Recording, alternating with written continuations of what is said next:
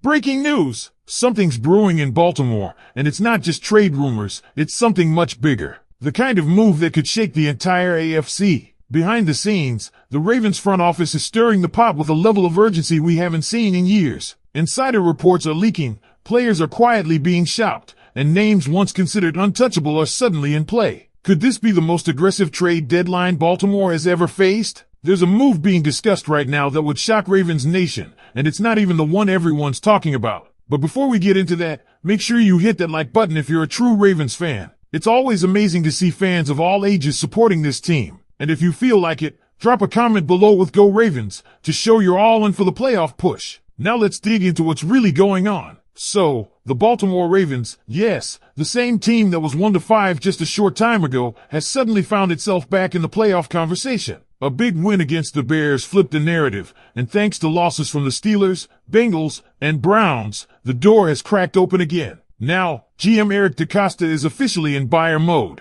and Ravens fans can't help but feel that familiar spark of hope. The buzz began when NFL insider Diana Russini reported that the Ravens were one of 4 teams making calls for a cornerback. That's right, a cornerback. Alongside the Colts, Lions, and Rams, Baltimore is working the phones, and while that might sound promising, some are questioning whether that's really the top priority. You might be thinking, cornerback? Seriously? That's the move? Let's break it down. Corner is a need, but not the need. According to insider analysis, the Ravens' biggest areas of concern are edge rusher, interior defensive line, and offensive line. Cornerback, while a valid concern, comes in around 4th. So hearing that Baltimore's first known trade target is a CB naturally sparked a bit of confusion. Still, if DeCosta is eyeing the future and not just a late-season push, a smart cornerback trade could make sense. Let's talk names. First up, Alontae Taylor from the New Orleans Saints. Young, physical, and coming off a solid season with a 64.3 PFF grade and a coverage score of 68.8. He's only allowed 280 yards on 28 receptions, and he's batted down 3 passes this year. The upside? He's young, moldable, and brings energy to a position where the Ravens' depth is questionable. Plus, with Marlon Humphrey's up-and-down performances and Chidobe Awuzie on a 1-year deal, it wouldn't hurt to invest in a long-term CB solution. But let's be honest, some fans are wondering if this is more about preparing for tomorrow than fixing today. Then there's Riq Woolen from the Seahawks. A roller coaster season, yes, but one that's trending up. His Week 7 performance against the Texans locked down multiple receivers and allowed just 21 yards on 8 targets. He's not as young as Taylor, but his experience and ability to quickly adjust to a new scheme could make him an immediate contributor. And with the Seahawks shopping him, there's a real chance here. The third option, Michael Carter 2 from the Jets, is where things get dicey. He's not a bad player, but trading for Carter feels more like checking a box than upgrading the roster. He won't move the needle. He won't tip the scales. It's the kind of trade that fans would look back on and forget ever happened. That's not the kind of energy this team needs heading into the final stretch. And yet,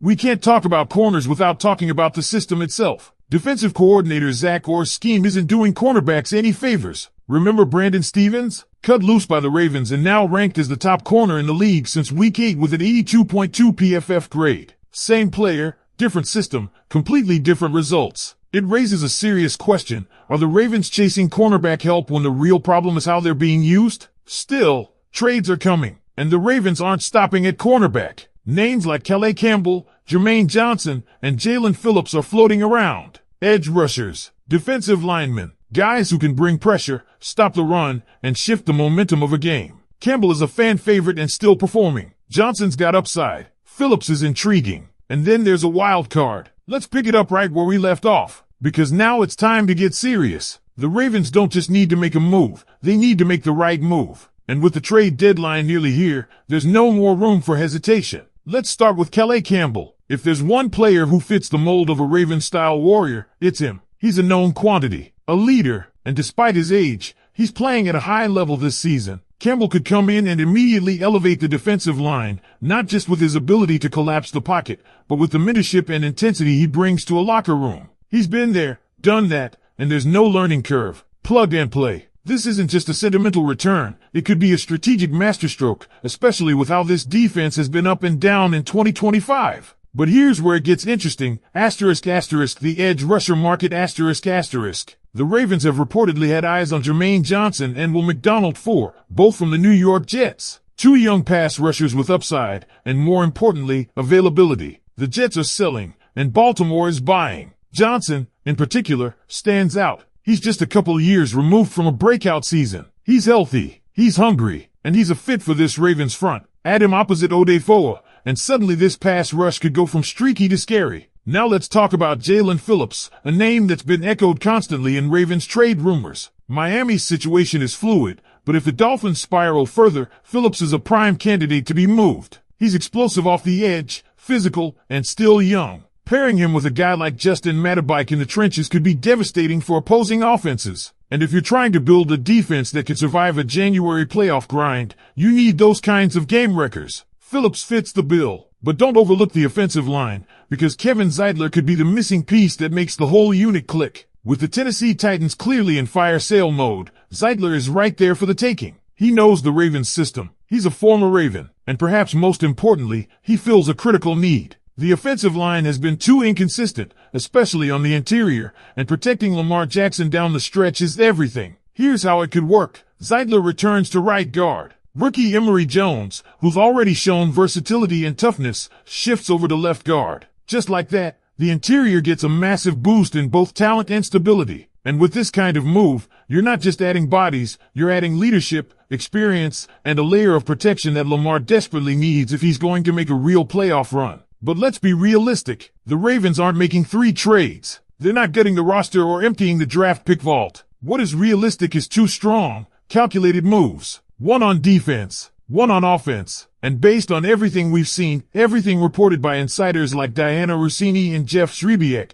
the blueprint is there. So let's lay it out. Option A, go all in on defense. Trade for Jaelan Phillips or Jermaine Johnson. Bring back Calais Campbell. Lock down the edge. Plug the interior, and dare opponents to try anything on the ground or through the air. Option B, balance both sides of the ball. Trade for Kevin Zeitler to solidify the offensive line, and add a cornerback like Alontae Taylor to bolster the secondary for now and the future. It's less flashy, but maybe smarter long-term. Option C, swing for the fences. Riq Woolen and Jaelan Phillips. High risk, high reward. If both hit, you've just transformed your defense into a top 5 unit overnight. But if they don't click, or the system fails them, it's a gamble that could haunt Baltimore for years. This is where Eric DeCosta earns his paycheck. And this is where the fan base gets loud. Because Ravens fans are some of the most passionate, most intelligent, and most vocal fans in the league. So now we turn it over to you. And here's where things get even more complicated. Because while all eyes are on splash trades and headline names, the real challenge for the Ravens might be making smart depth moves that don't grab attention but actually fix some of the most vulnerable parts of this team. Let's circle back to the quarterback dilemma. Yes, the team is making calls, and yes, Alontae Taylor and Riq Woolen are compelling targets. But what if neither is the answer? What if the issue isn't just talent, but how that talent is being used? The case of Brandon Stevens is a massive red flag. How does a corner go from unwatchable in Baltimore to the highest graded in the entire NFL just weeks later in a new system? It raises a bigger question. Is Zach Orr's scheme maximizing talent, or is it masking deeper issues? That's what makes the trade deadline so tricky this year. If you bring in a corner like Woolen or Taylor and they struggle, fans will blame the front office. But if they go somewhere else and thrive, like Stevens is doing with the Jets, the criticism will fall squarely on the coaching staff. It's a high-risk game, especially for a team that can't afford more inconsistency in the secondary. Meanwhile, on offense, the importance of rebuilding the line cannot be overstated. Lamar Jackson has shown flashes of brilliance this season,